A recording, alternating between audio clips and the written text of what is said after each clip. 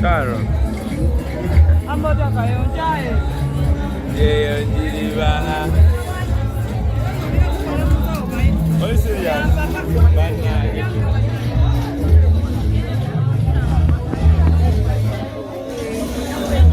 Ananga mukwana bayo.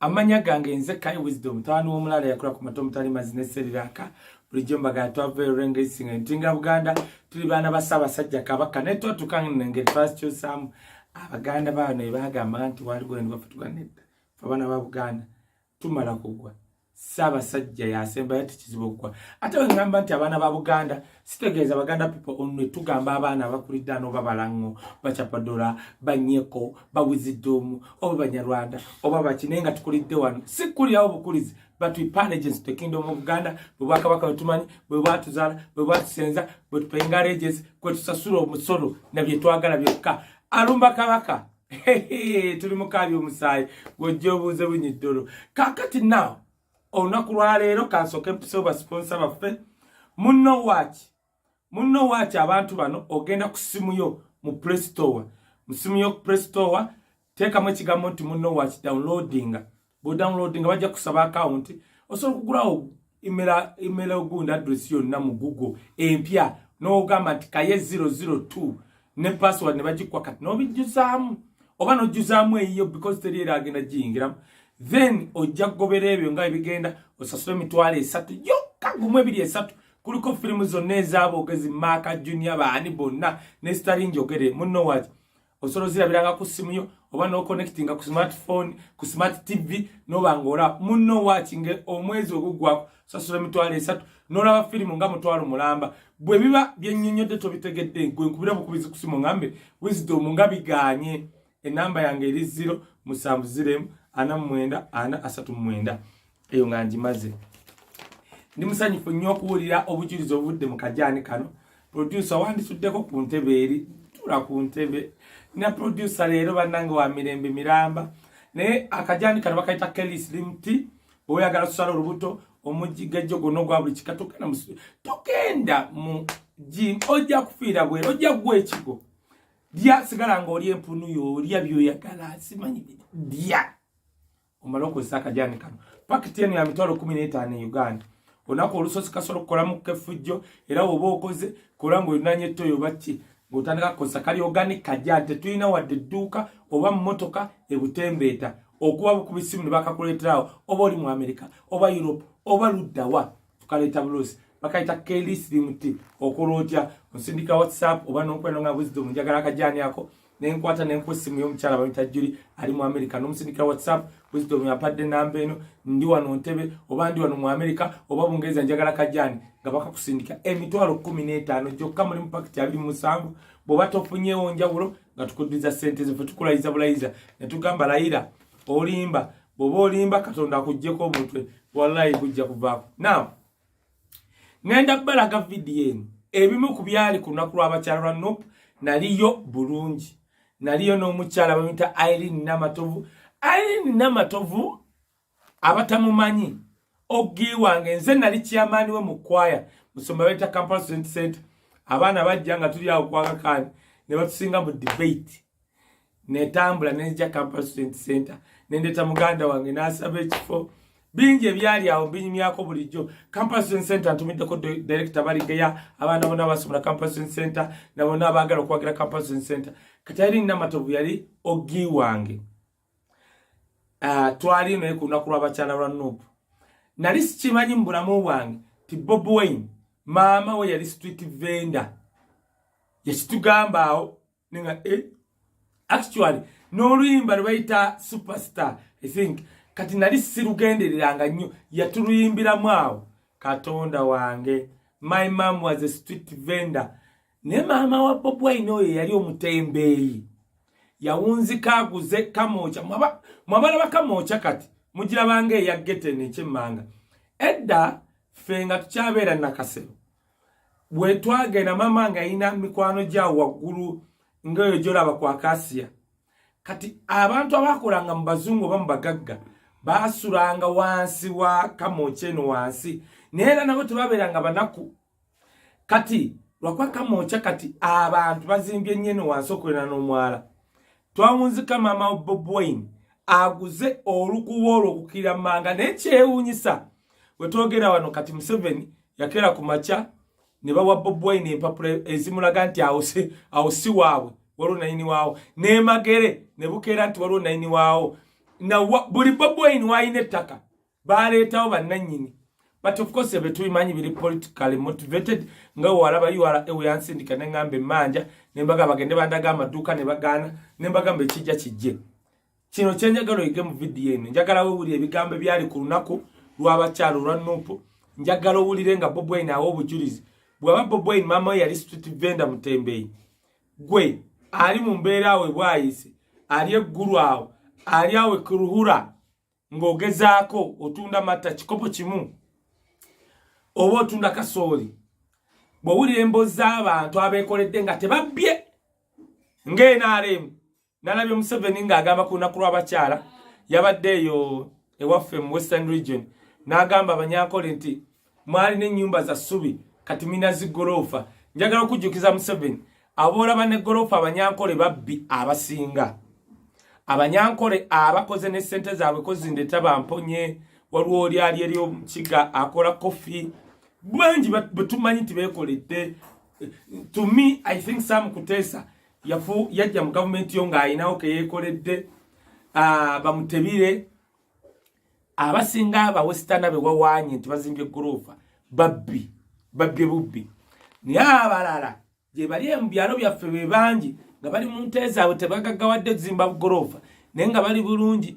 Museveni kiddamu ebyo wayogedde mu Western Uganda nti wajja ng'abanyankole balina busiisira balina goloofa abanyankole bangi babonaabona ng'Abaganda ng'Abasoga ng'Abalugwala abo boogamba bazimbye goloofa banno muva mu layini gyemu era be batubbye abamu batubbye nnyo waliwo abamu of course nga beekoledde mbamanyize mmanyi nnyo njagala nnyo mukwano gwange Naye akiikira Uganda mu UN newankubadde olusi bamukozesa ebintu ebyekisiru Naye musajja mu Western naye omulaba at a certain point waliwo waatuuka n'ogamba now this is a true Ugandan nga kibuddeko nti mu Western n'abaako byayogera kwega byogamba you are proud to have Naye mu UN bamatembe William Matembe Babesije bamukisha muntu n'abalala abalinga bwe batyo naye njagala gwagenda okulaba vidiyo eno njagala owulire ebigambo bya BOBI owulire first lady byayogera I want to be inspired owulire bya Winikiza byayogera njagala wenjoyinga ebyaliwo bw'obola vidiyo eno sharinga nyiga akade nyiga wali ofuke gundi subscribe ku channel ate gitambuze gaba muno nti Kai Wisdom abeera ano Kai Wisdom official YouTube channel nendaze nkolagana nazo bwemba sikugambye zinoonye gyondabye Kai Wisdom buli saa 10 oba saa 2 wameka mbeera wano to entertain you okuyiga nga wetunyumirwa nagamba ndiye MP2B ku government ya Feddako ndi an official spokesperson wa First Family ya His Excellency Bobi Wine an official manyi mwogera nnyo ekyokubiri njagala okubagamba waliwo okulonda mu America okwa UNA omwami gwe bayita Muvawala yakolanga ku radio ne yekolera erinnya yesimbye okuba vice president wa UNA bannayuganda mutugamba bulijjo timuli bangi mu America abenkyukakyuka neki disturbing my mind lwaki ab'NRM be bali okay bandiridde nga batukolera naye nze kintawaanya nga mu America kati UNA emyaka gyebaddewo gavumenti ya Museveni ejiwa n'emitwalo 10 buli mwaka naye nga tesobola kufuna maka gaayo kale mwandiguza akayumba awo akali awo kumpi awo mu Seattle ne tugamba kekana akafeeto kya babachu we waliwo office oba kale mwandikuŋŋanyiza emitwalo 10 gy'aba buli mwaka ne mugisonda emyaka 3 ena ne mukagula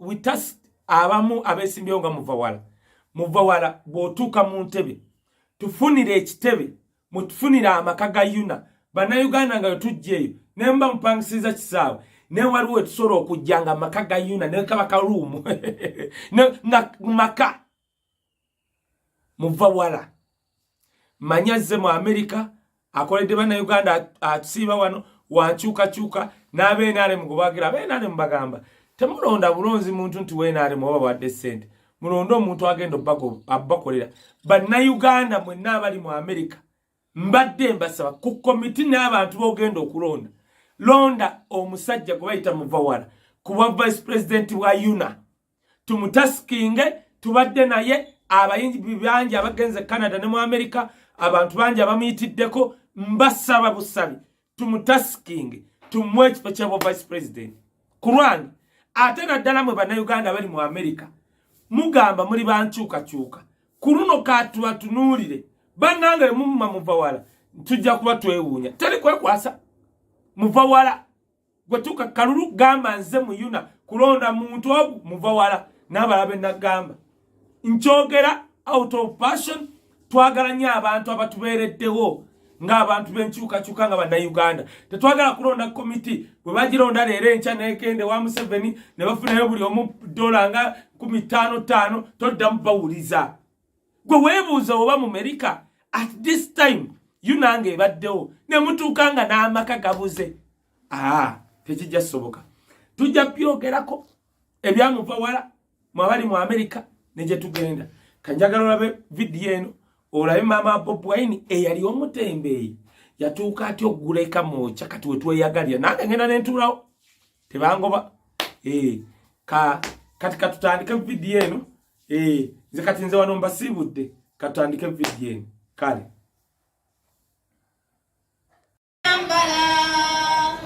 engulezi masa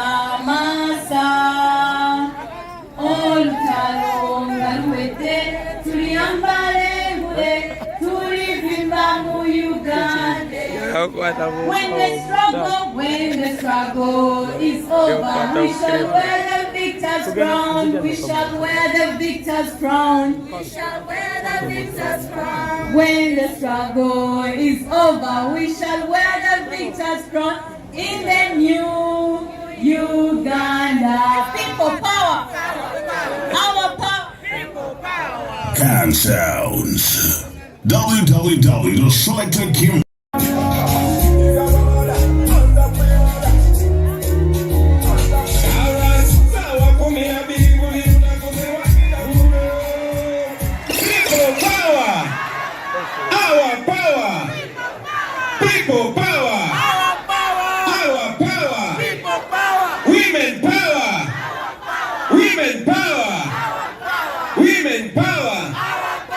Thank you very much.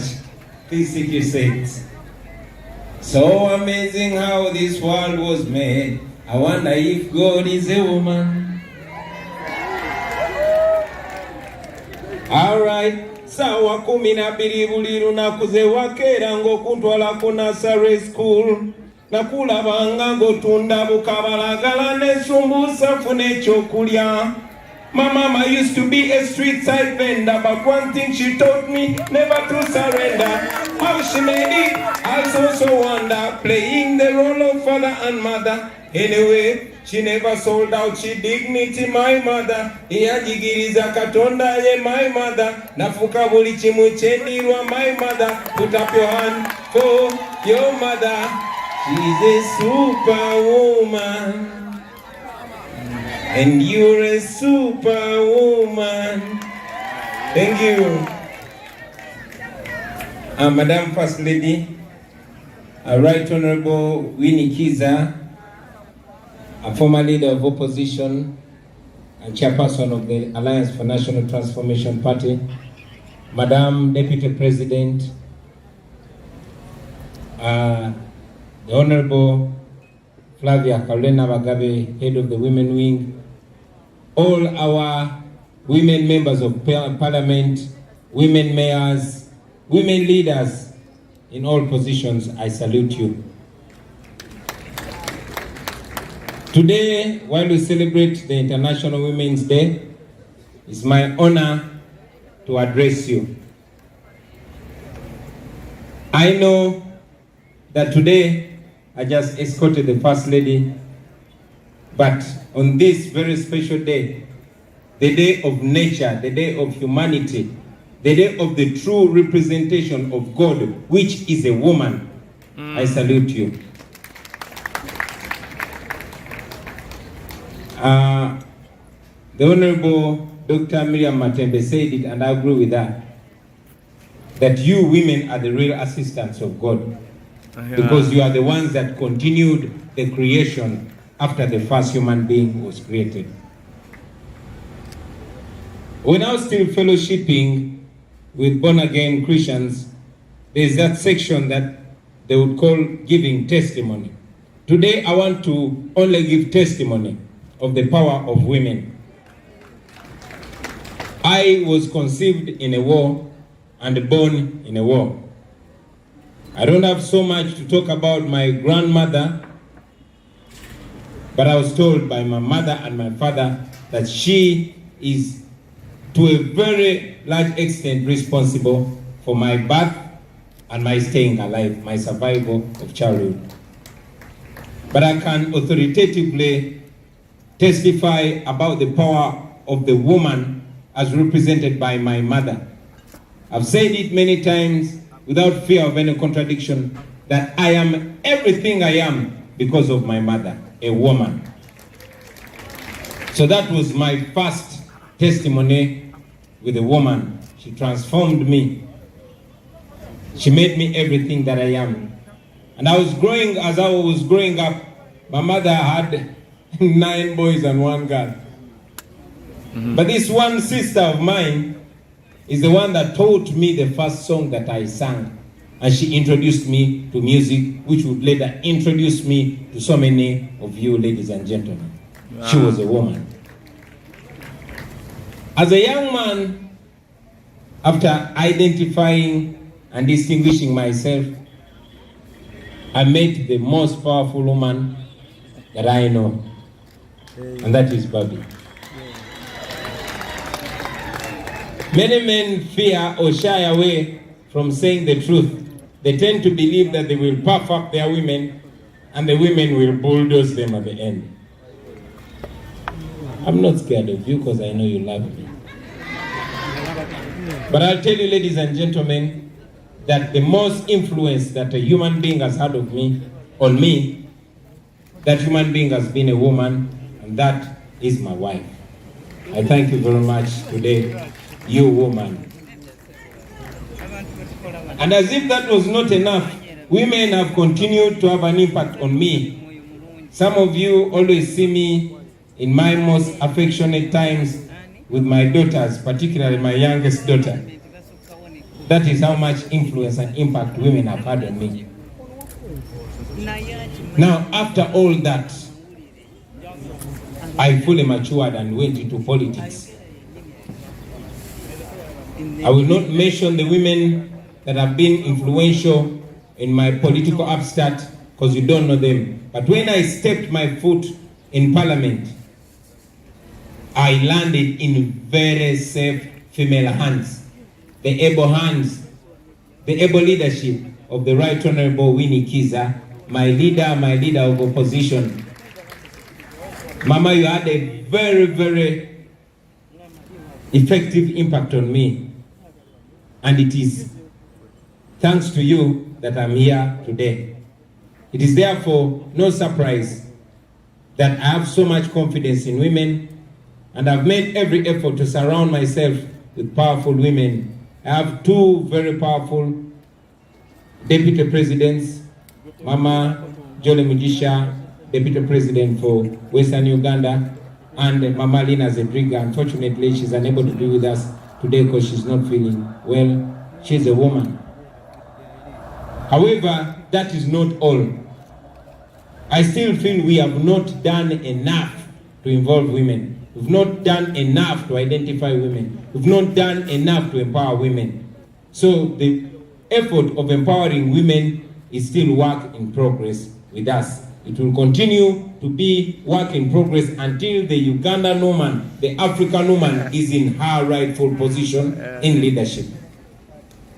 Bana nsanyuse nnyo okubeera wano olunaku lwa leero Badde ngezaako gamba nti bwe nali nkyasabira mu balokole twalinanga akaseera ak'okuwa obujulizi era olunaku lwaleero nga sinnabayitira mwogezi wa lunaku nja kuwa obujulizi mu bufunze ku maanyi g'abakyala na mukono kinze nganze kubankuteko kyenkakasa nti omukono ogwo gukutte era gukyagenda mu maaso okukwata ku buli muntu. Nze nazaalibwa mu lutalo naye okuzaalibwa kwange n'okusurviving endwadde ez'ombuto mu myaka gy'ekinaana paka leero yali mukazi yali maama wange. Nze nga nkibagamba nti maama wange yanjigiriza buli kye mulaba ndimu. I'm a product of a woman. So bw'oba ondaba nga byenkola bikusanyusa wa amaanyi mukyalawo oba wa amaanyi bannyoko oba wa amaanyi bawalabo bajja kufulumiza bakyagulanyi bangi. Bwe nali nkulakula wadde maama wange yazaala abalenzi bangi, yazaala abalenzi 9 naye omuwala oyo omu era yankwatako ya introducing mu music n'oluyimba lwe nasooka okuyimba ku ssomero yalunjigiriza era oba oliawo omukyalo oyo olunaku lwaleero yensonga lwaki nakola emikwano naddala gye nakola mu kuyimba. Era bwe nasajjakula nagenda nengwa mikono gy'omukazi ate ow'amaanyi ddala ate ye nampagala bupya. Era njagala okwebaza first lady. Bwe navaawo nyingidde mu bukulembeze bwe nayingira mu palamenti nagwa mu ngalo ez'amaama, engalo ez'omukulembeze ow'enkizo Right Honorable Winnie Chiza yali leader waffe opposition ebiseera ebyo era mujjukira bingi bye twasobola okukola naddala mu kiseera kyatogikwatako nga komanda waffe yali Right Honorable Winnie Chiza. Nyabo tukwebaza. Mundaba bwe ndi close yes nkwatagana nnyo ne batabani bange naye ate era bawala bange banyinako impact y'amaanyi. Eyo no yensonga lwaki ne mu ntambula zange ne mu bukulembeze bwange ngezaako okwetooloola abakyala n'okumakinga sure nti ntampinga mu maanyi ago ag'abakyala. Njagala okwebaza Deputy President waffe owa Western Uganda, Deputy President waffe owa Northern Uganda, mukulembeze waffe w'abakyala na mwenna abakyala abasobodde okola kye mukola okukyusa ensi n'okukyusa ffe bakulembeze bannammwe. Era njagala obategeeza mwenna ng'oli eyo nga weegomba bye tukola naddala nze ng'omuntu njagala omanye nti ndi kikyendi olw'omukyala olw'abakyala era bw'oba oyagala abaana bo oba abantu babe banjawulo omukyala gw'olina mwannyoko oba muwalawo bawe amaanyi. Abakyala b'amaanyi nnyo. Waliwo enjogera gye bagamba nti if you want to teach a person, educate a boy, but if you want to teach a nation, educate a girl. Bw'oba oyagala okuyigiriza omuntu somesa omulenzi, ne bw'oba oyagala okuyigiriza eggwanga somesa omwana w'obuwala. Naye newankubadde bino byonna tubyogera bassebo ne bannyabo gakyali mabaga, tetunnakola kimala. Abakyala tetunnabawa amaanyi kimala. Ekyo kiyinza okuba kiri ku society yaffe, kiri mu nkuza gye batukuzaamu nga ne bw'oba totegedde weekanga onyoomye abakyala, ne bw'oba tokigenderedde weekanga obayisiza ng'abatalina mugaso gumala. So it's my humble request to all of us that we don't only recognize the importance and the power of women only on International Women's Day, but let every day, just like it is Men's Day, let it be Women's Day as well. Women and men are like two wings of a bird. When one wing is broken or even damaged, the bird cannot fly well. So let us service both wings. Olunaku lwaleero bassebo ne bannyabo nga bwe mbagambye tinazze nange kuyiga okuva eri abakyala. Nazze kweyagalira mu bakyala ab'amaanyi abatwetoolodde. Nja kumaliriza nga nkujjukiza Madam First Lady. Tujjukira nga 11 Julayi omwaka gwa 2017 olwe nalayira nga member wa parliament. Naye ebigambo bye nayogera byonna mbijjukira. Nakugamba nti bwe naaba sinaba kufa lazima olina okubeerako First Lady w'eggwanga lino. Kati olina ky'oŋŋamba toli First Lady. Kati obuzayo kimu kyokka kugenda wali eri ntebe mu ntebe era byenkolako. I love you. So with those few remarks, allow me to invite you to speak to the women and the men of this nation. Thank you very much for good night. Thank you.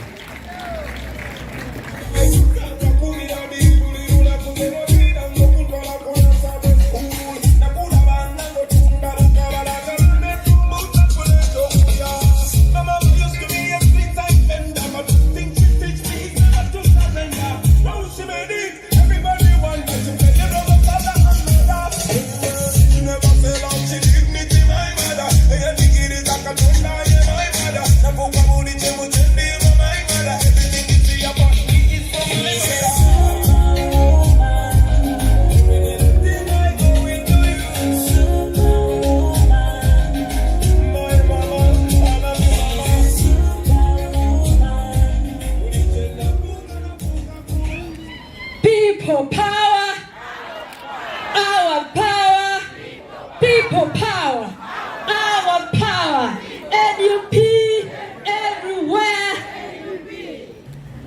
Basabo ne banyabo mbadde nsaba munzikirize. Nsabe President waffe agende atuule.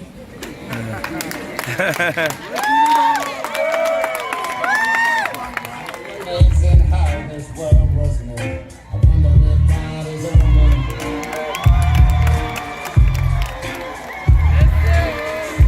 It took efforts to me to this day. Give it up for the woman.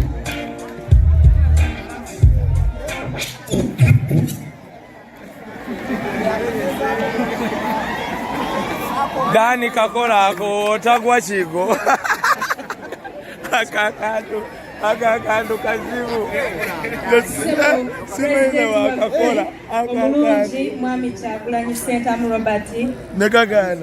Omugenyi waffe Honorable abakyala eddoboozi yaffe mu Parliament ba MPs okuva mu bitundu eby'enjawulo, abakulembeze mu kansozi, bammeeya, abakyala mwenna abali under the women wing. People power, our power. Njagala kutandika n'okwebaza Flavia, Honorable Flavia Kalule, nkwebaza emirimu gy'okola mu bakyala. Okutegeka ekintu ekinene nga kino si kyangu, si muniino. Okutuuza obutebe ne bujjula. Ffe ng'abakyala manyi nti bingi bye tukola, naye okutuuza ne mujja mu bungi bwe muti kintu kirungi nnyo era nkwebaliza obukulembeze obwo n'okutegeka obulungi. Ndabye bategeka emmeeza nga bajjula emmere. Essaawa zigenze ziri ssaawa 10:15. Sigenda kubalwisa kuba ekisooka kizibu nnyo okwogera nga pulezidenti amaze okwogera. Bw'aba ayogedde nze ani ayongerezaako ennyo? Kiki ekyo kyemba njogera kyakaayogedde?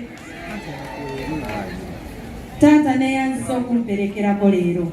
Ngenda kwogera bitono naye mbadde nsaba mumpe obudde bwammwe mumpulirize.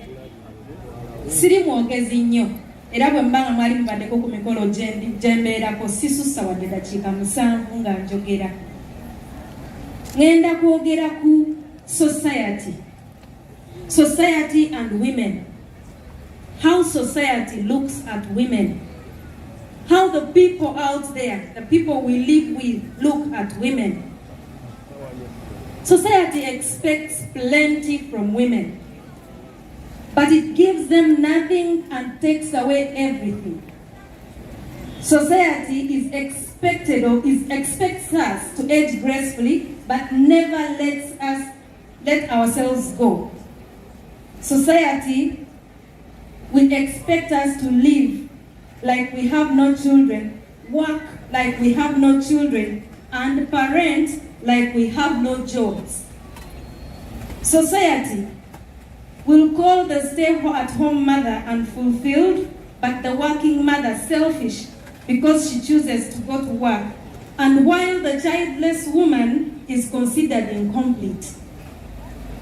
Society will say, go and chase that career, but never at the expense of family. Think like a man if you want to be successful, but don't act like one because you will not be liked. Society expects us to be mothers to our husbands and never to treat them like children. Society says that the married are miserable and better. Better are the single and happy. But they say, don't stay with an abusive man. But also, never break up your family. Society says, do not marry a stupid man for love. But don't stay with a successful man for security. Don't be dependent on a man. But don't emasculate yourself and earn more than them. Wow. Society demands a lot from us. Is it a crime to be a woman?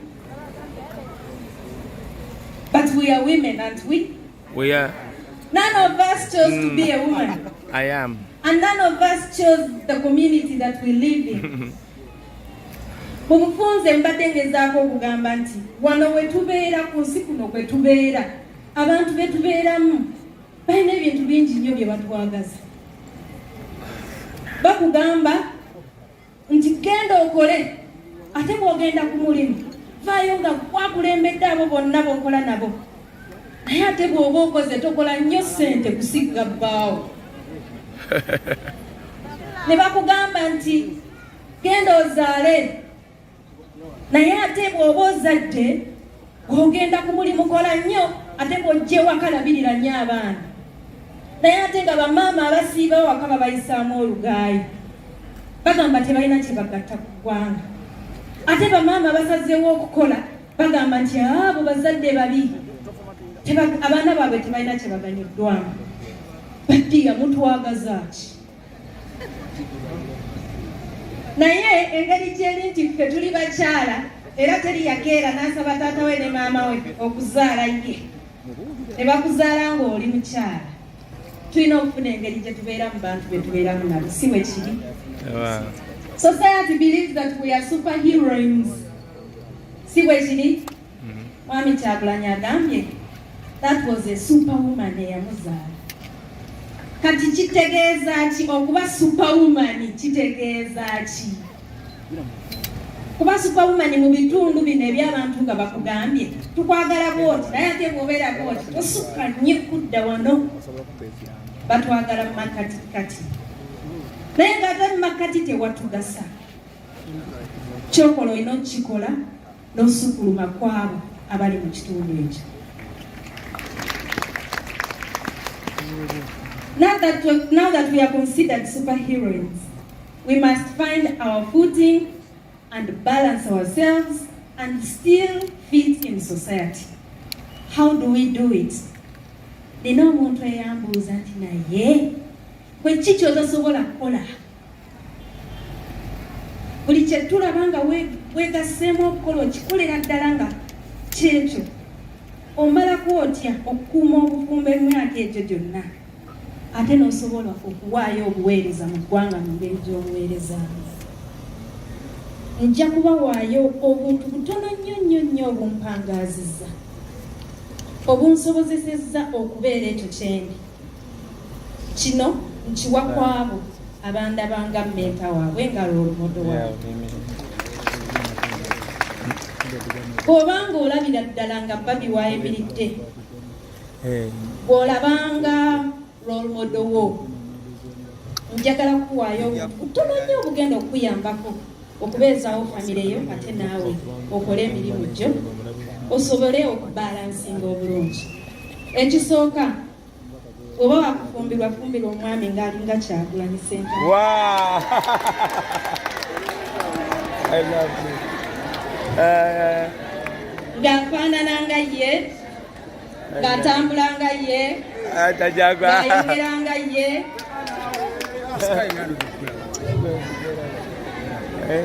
Mu byaddala londa omwami akubeererawo nga ttaanowo.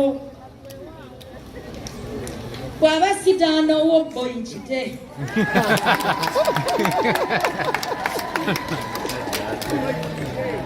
kasita obwa ttaano bugaana bukakasa tolwawo funa ekkuba eddala omusajja nga si kyaliiwo omusajja nga tagenda kuwuliriza omusajja nga tagenda kulumirirwa tagenda kuyambako mu byo byokola kitandikira okulonda mubeezi londa oyo agenda okuvulubana naawe kitegeera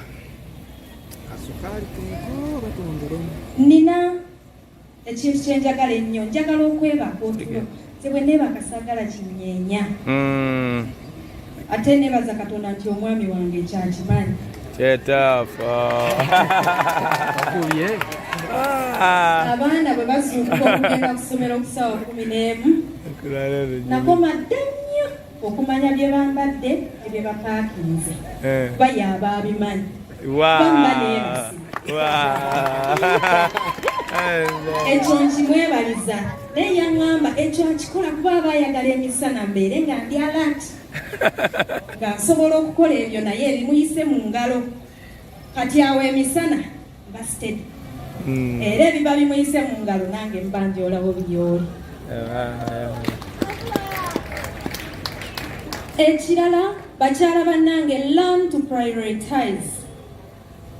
If you are to succeed at anything, prioritize. If you decide to take care of your children and that's your main goal, prioritize your children and make sure that when you are done with everything about the children, everything else falls in place. Allocate your time and energy accordingly.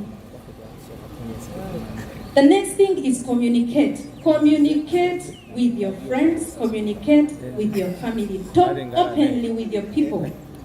Tuyina abakyala abali mu struggle.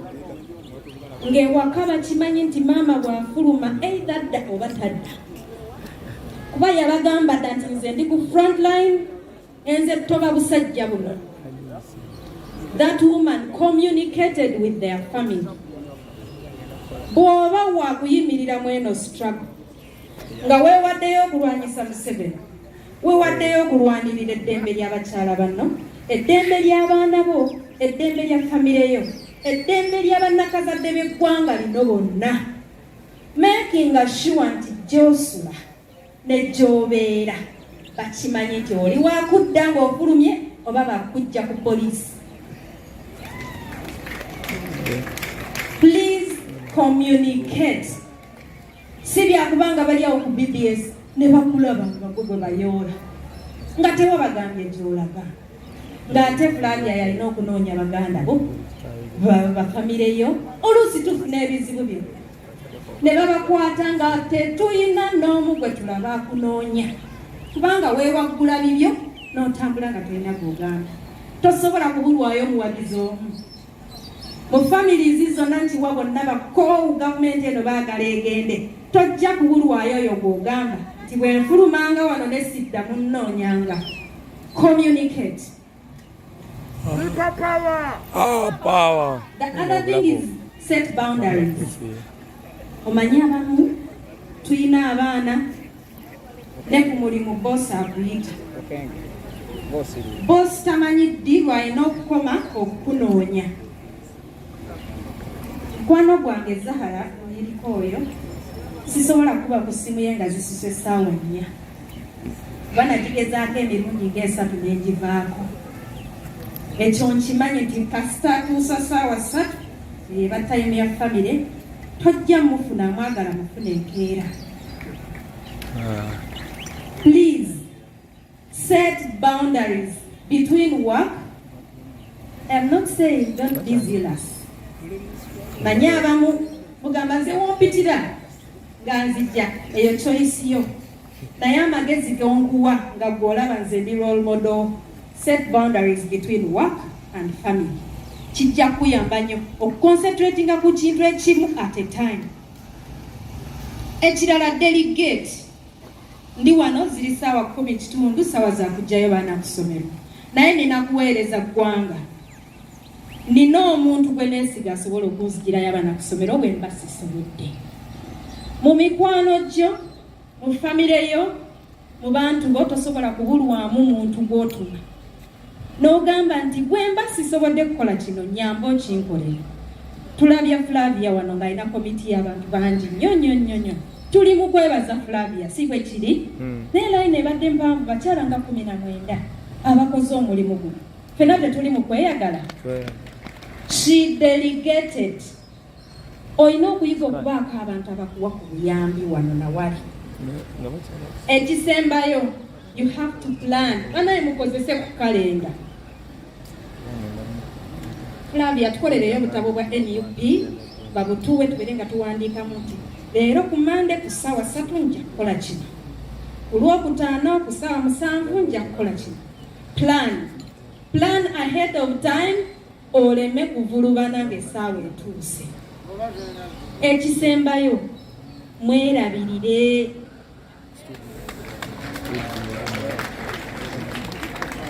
munaabeeko mukole ku nviiri mukole ku njala abazikola nze zannema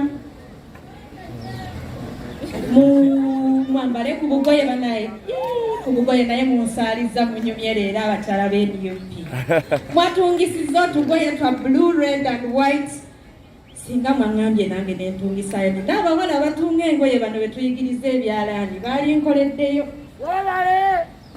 subiddwa naye mwerabirire tubaagala nga munyirira nga munyenye bbina mu gomesi nga mwesiiza akazigo bagambe nti abakyala b'NUP kyekyo si bwe kiri muyiga okwerabirira si kyangu okustrikinga balance ku famire ne ku mirimu ebyo byonjogedde biyinza okukolera biyinza obutakukolera this is not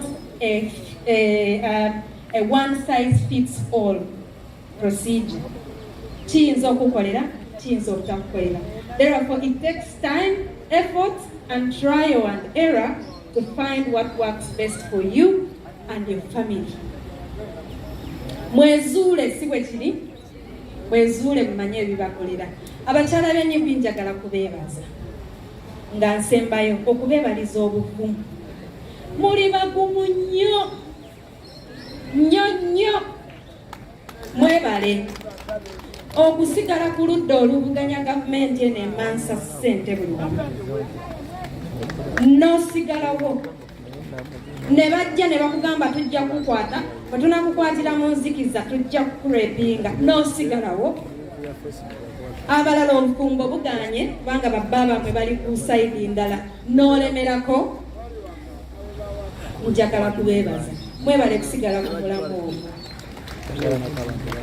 njagala kusembayo nga neebaza maama Miriam Matembe nze gwe mulaba wano lw'olumodo wange nga nkula yali Miriam Matembe era nti mugambye ng'ali awo yajjako ku ssomero lyaffe emirundi ng'esatu ena ng'ayogera ebintu bye neegombanga ennyo era mbadde neesunga nnyo okwogera nga naye atudde awo tegisobose naye inshallah luliba lumu njagala kwebaza abakyala mwenna abagaba ekifaananyi ekirungi eri abaana ab'obuwala abato mugumire awo era mweyongere okukola ebirungi kubanga temumanyi ani gwe muli mukwata ku mukono kubanga Uganda ekyayetaaga abakyala abavumu n'okusingaku neyanziza okumpuliriza Katonda abankuumi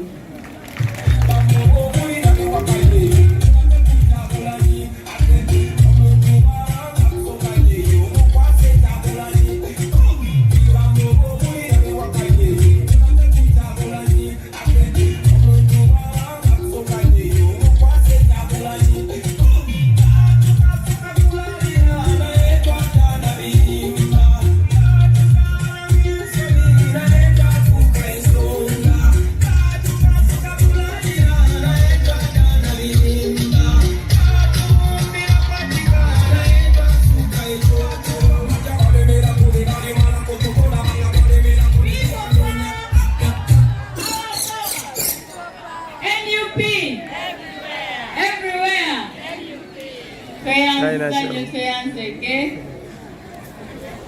First Lady waffe omukyala Babi Kyagulanyi musonda za Uganda yonna n'abaami abali wano olwaleero ku lunaku luno abakyala ba National Unity Platform as they celebrate